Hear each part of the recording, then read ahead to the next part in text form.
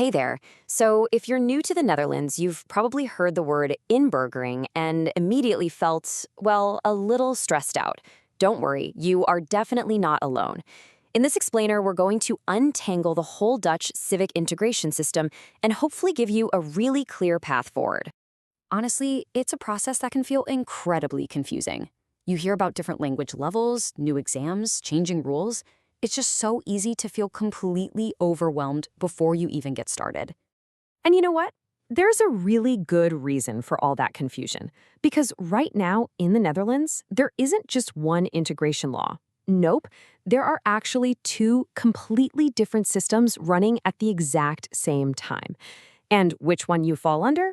Well, it changes absolutely everything. So, here's our game plan. First, we'll look at why there are two laws in the first place. Then, and this is the big one, we'll pinpoint the exact date that determines your path. We'll explore the huge shift in thinking behind the new law, compare the old and new rules side by side, check out the new personalized learning routes, and then wrap up with your clear, actionable next steps. Ready? Let's dive in. So, how on earth did this happen? Well, basically, the Dutch government decided its old way of doing integration just wasn't working that well. So they designed a totally new system. But instead of switching everyone over at once, they set a hard cutoff date. And this created this weird situation where some people are still on the old system, while all the newcomers get funneled into the new one. And that brings us to what is, without a doubt, the most important part of this whole explainer. To figure out which set of rules applies to you, you need to forget about when you arrived in the country or even when you got your BSN number. There is only one date that matters. And here it is. The law that applies to you is decided by the date on the official letter you got from DUO. That's the government's education agency. This letter is the one that confirms your inburgeringsplicht, which is your official obligation to integrate. It's not a choice, it's not a preference. It all comes down to the date printed on that one piece of paper. And the magic date is January 1st, 2022. It's that simple. If the date on your DUO letter is anything before that, you fall under the old 2013 law. If the date is on or after January 1st, 2022, you are in the new 2021 system. Seriously, if you can, pause this right now and go find that letter. It will tell you exactly which path you're on. Okay, so now that you know which law is yours, let's talk about the why. Why are they so different? Because this wasn't just about a few minor rule changes. It was a complete, fundamental shift in the entire philosophy of integration. This side really says it all.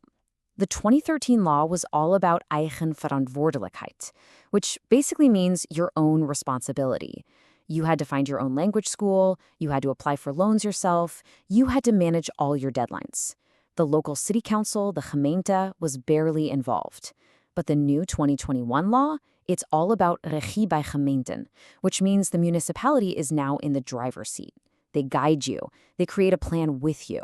They're basically your partner through the whole thing. Okay, so a big change in philosophy is one thing, but how does that actually affect you in the real world? Let's break down the practical differences in the rules. This table lays out the biggest changes. First, the language level. This is a huge one. It's jumped from A2, which is kind of basic conversational Dutch, all the way up to B1, an intermediate level where you can really handle most work and social stuff. That's a big leap. Your starting point is different too. Old law, you find a school. New law, you start with a mandatory interview with the city, the Brita intake. Before, there was no personal plan.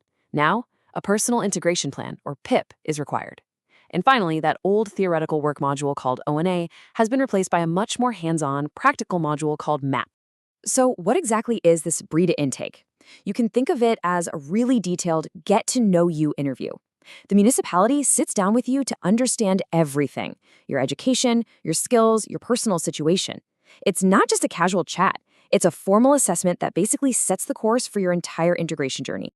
And after that big interview, the municipality creates your PIP, your personal integration and participation plan.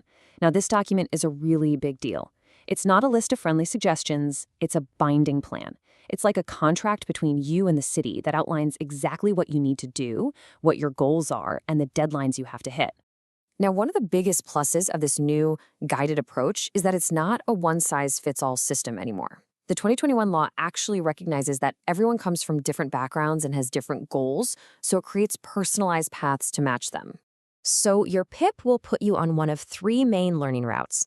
The B1 route is the one most people will be on. It's all about getting you to that B1 language level for work and everyday life. Then there's the Onderwijs route, or education route. This is designed for younger folks who are aiming for higher education here, like college or university. And finally, there's the Z route, or self-reliance route.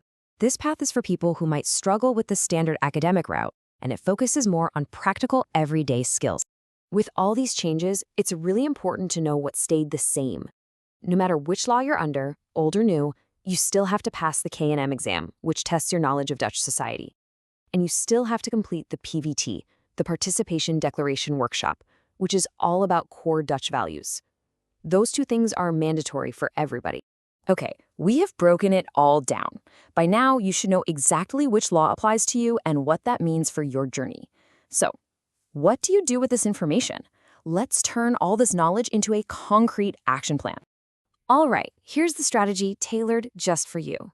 If you are under the old 2013 law, your goal is simple. Finish as fast as you can.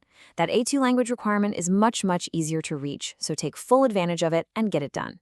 Now, if you're under the new 2021 law, your key word is communication.